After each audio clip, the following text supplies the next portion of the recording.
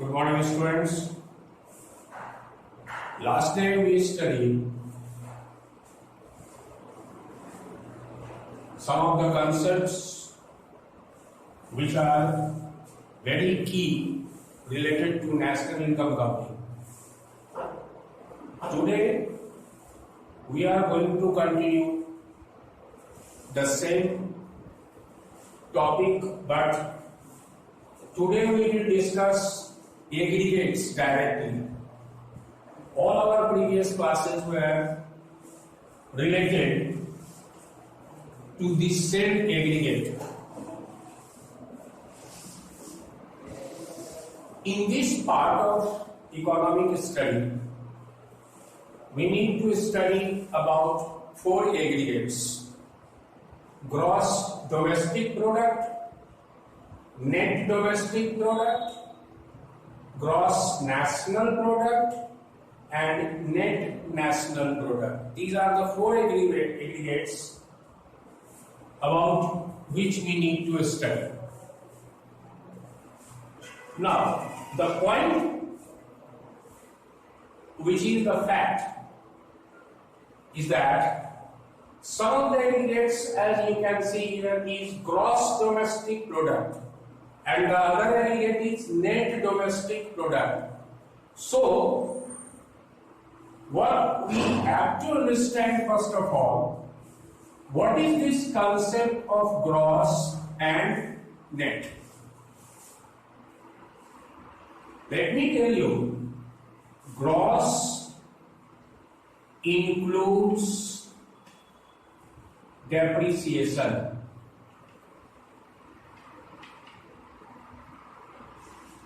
And net excludes depreciation.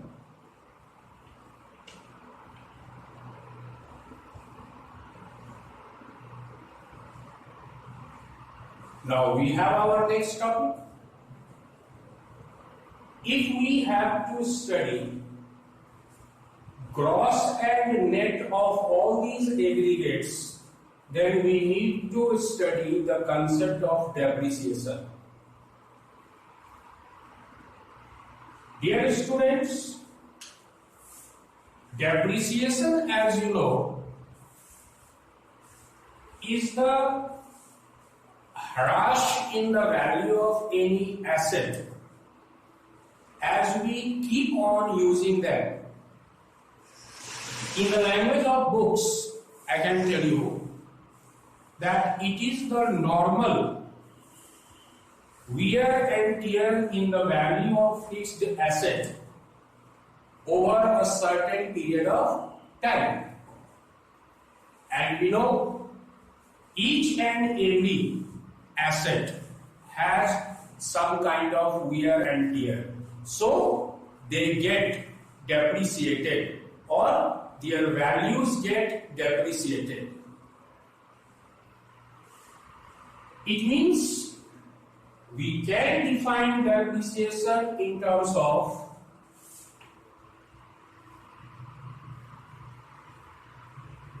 normal wear and tear in the value of any assets. This is depreciation. In other terms, it is also called current replacement cost or consumption of fixed capital. This we need to keep in our memory. Depreciation is also called current replacement cost or consumption of fixed capital. One important point I would like to ask you all to note down, that if there is decrease in the value of investment due to any natural calamities like flood, earthquake, right now corona,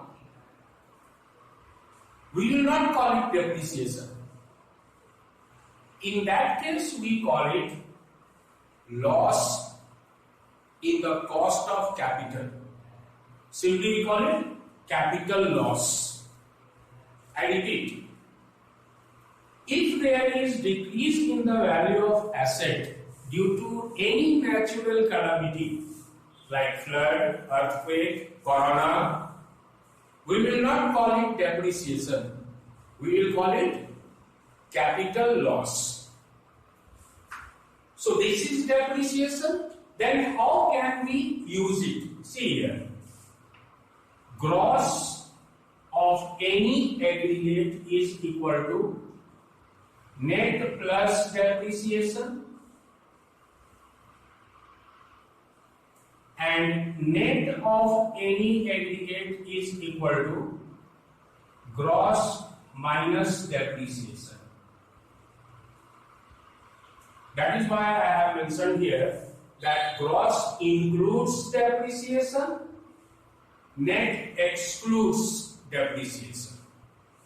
This is the concept of depreciation and gross and net. Now, all these four aggregates, they can be measured at factor cost and market price. Let us understand this. What is factor cost and what is market price? As we studied earlier, that producers pay rent, interest, wages, and profit to those who provide them factor services. Household is the owner of factor of production. So, producers provide them factor payment in terms of rent, interest, wages, and profit. We have gone through all this part. Total cost that is incurred to the producer over all these factors of production, that is called factor cost. This is called factor cost. If any of these aggregate is measured at this cost, then you will call it, for example, if GDP is measured at factor cost, which we mention in short as FC. If GDP is measured at FC, it means GDP is measured at factor cost, which is payable to those who provide factor services to producers. In return, those who provide factor services to producers, they receive factor cost. But the goods who come to market, goods that come to market, they are not sold at this cost. What happens then? Government imposes some taxes like excise duty, GST, etc. These taxes increase the cost of production of producers. After including these taxes, when goods are sold in the market, their price increases, and then we call them at market price. At market price. So if GDP is calculated at factor cost, we say GDP at factor cost. We write GDP at FC.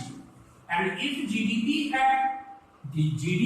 is calculated at market price, we call them GDP at MP. GDP at MP. We write like this. So this is the concept of FC and MP. Later on, when we will study national income accounting and we will go on to calculate GDP or NDP or others, I will very clearly tell you how they are estimated. But one thing, keep in mind that if taxes increase market price of commodity in comparison to factor cost, then government provides producers subsidies also. And subsidies, if they get, then market price can be less than factor cost. Market price in case of subsidy received by producers from government becomes less than factor cost. Okay, so this is the concept of measuring all these agreements, all these aggregates at factor cost and market price. Next is to understand what is domestic product, what is national product, and what is factor income from abroad. We will now explain it. In the last class only, I told you about domestic territory. What is domestic territory? What is domestic territory? And today we are going to study about these aspects. First of all, let us understand what is domestic product or what is domestic income. As you know, product is measured in terms of money, so we may call it income also. All the three sectors like primary sector, secondary sector, tertiary sector of the economy, whatever value they generate in an accounting year, that is called domestic product of that country. Now, in that domestic product, we include value generation of all those who are residents or non-residents, about which we discussed last day. So they are included. That becomes domestic product. National product, as we say, national product or national income. Domestic product is confined to domestic territory, but if we add income received minus income paid to abroad,